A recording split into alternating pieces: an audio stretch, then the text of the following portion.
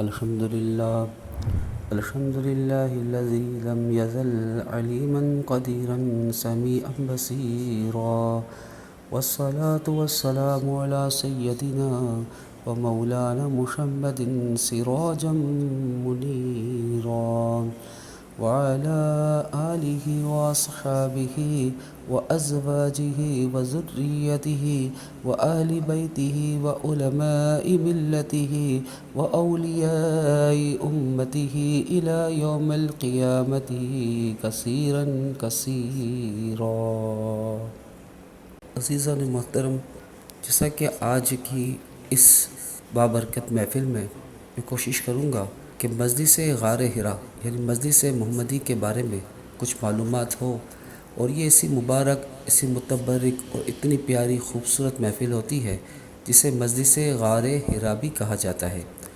کتاب رجال الغیب میں تحریر ہے کہ بعض صالحین امت نے غار حرا میں حاضر ہو کر ان مجالس کا تذکرہ کیا جس میں وہ خود بھی موجود رہے۔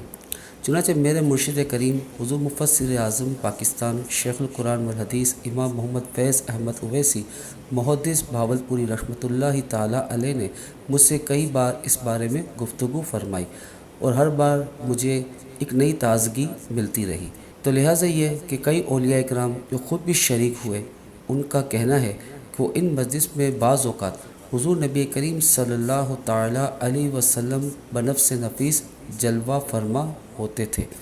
کئی مشائخ عظام جن میں حضرت سید عبدالعزیز دباغ رحمۃ اللہ تعالیٰ علیہ، حضرت امام عبدالوہاب شعرانی رحمۃ اللہ تعالیٰ علیہ نے میزان کبریٰ میں حضور نبی کریم صلی اللہ تعالیٰ علیہ وسلم کی بارگاہ میں بلند پایا اولیاء اللہ اور ائمہ مجتہدین کا اجتماع اپنی آنکھوں سے دیکھنے کا تذکرہ فرمایا، اور فرماتے ہیں کہ حضور نبی کریم صلی اللہ تعالیٰ علیہ وسلم کی مجلس جب غار حرا میں منعقد ہوتی تو بے شمار اولیاء اللہ کے علاوہ حضور نبی کریم صلی اللہ تعالیٰ علیہ وسلم کے ارد گرد صحابہ کرام علیہم رضوان کا ایک مجمع ہوتا۔ سلطان العارفین حضرت سلطان حق باؤ رحمۃ اللہ تعالیٰ علیہ سلطان الاسکار میں تحریر فرماتے ہیں کہ مجھے ایسی مجلس میں کئی بار حاضر ہونے کی سعادت ملی جو غار حرا میں ہوتی تھی۔ جب نماز کا وقت ہوتا تو حضور کریم صلی اللہ تعالیٰ علیہ وسلم اعلان فرماتے کہ زندہ افراد نماز پڑھ لیں۔ ان مقامات کے باوجود ہم ایسے اولیاء کو رجال الغیب کے مشاغل میں شمار نہیں کرتے۔ حضرت سید عبدالعزیز دباغ رحمۃ اللہ تعالیٰ علیہ فرماتے ہیں یہ دربار صبح کے وقت غار حرا کے باہر منعقد ہوتا ہے، اور یہ مقام تبدیل بھی ہوتا رہتا ہے۔ حقیقت ابدال و رجال الغیب میں تحریر ہے کہ رات کے تیسرے حصے میں روحانین کی یہ مجلس منعقد ہوتی ہے۔ یہی وہ ساعت اجابت ہے جس کا احادیث میں ذکر آیا ہے۔ غوث اس طرح بیٹھتا ہے کہ 4 کتب اس کے دائیں طرف ہوتے ہیں اور 3 دوسری طرف۔ وکیل غوث کے سامنے ہوتا ہے۔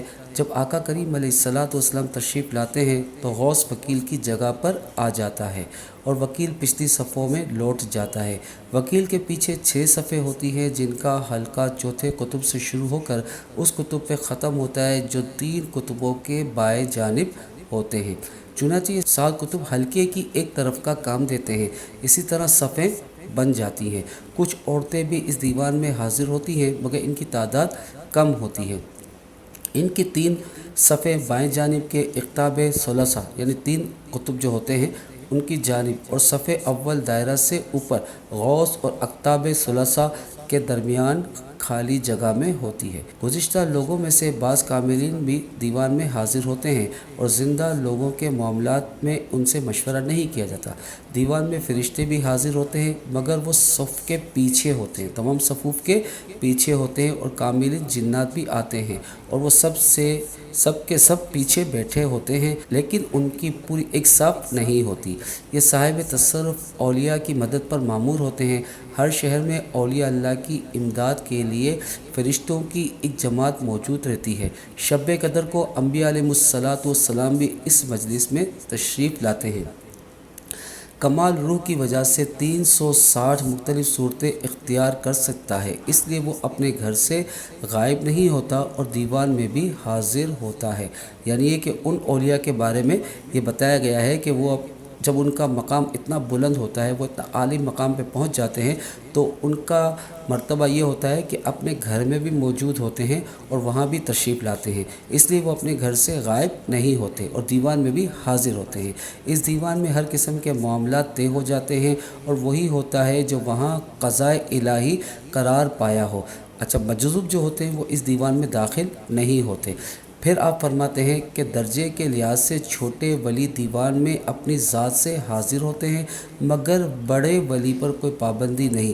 مطلب یہ کہ جب چھوٹا ولی دیوان میں حاضر ہوتا ہے تو وہ اپنی جگہ اور گھر سے غائب ہو جاتا ہے، اپنے شہر میں موجود نہیں ملتا۔ الغرض یہ کہ ارواح مقدسہ ہیں، رجال الغیب ایک علیحدہ مخلوق ہے، اور وہ زندہ مستورین کا مطلب چھپے ہوئے جو اولیاء ہوتے ہیں ان کے بارے میں ذکر ہے۔ وہ زندہ مستورین میں سے ہوتے ہیں جن کے ذمہ بے پناہ فرائض ہوتے ہیں اور وہ انہیں سر انجام دینے میں کوتاہی نہیں برتتے۔ اس کی تمام تفصیل آپ کو نایاب ہستیاں کتاب میں مل جائے گی، اور نایاب ہستیاں کی کتاب صفحہ نمبر 141 کے اندر مجلس غار حرا کی مکمل تفصیل موجود ہے۔ اللہ تبارک و تعالیٰ سے دعا ہے کہ اپنے پیارے حبیب لبیب نبی کریم رؤوف الرحیم علیہ افضل صلاۃ و تسلیم کے صدقے طفیل جو کچھ یہاں بیان کیا گیا، اس میں جو غلطی کوتاہی کمی خامی ہو گئی ہو، اللہ تبارک و تعالیٰ اپنے فضل و کرم سے معاف فرمائے، اور اللہ تبارک و تعالیٰ ہمیں اپنے پیاروں بندوں میں شامل فرمائے۔ وآخر دعوانا الحمد للہ رب العالمین۔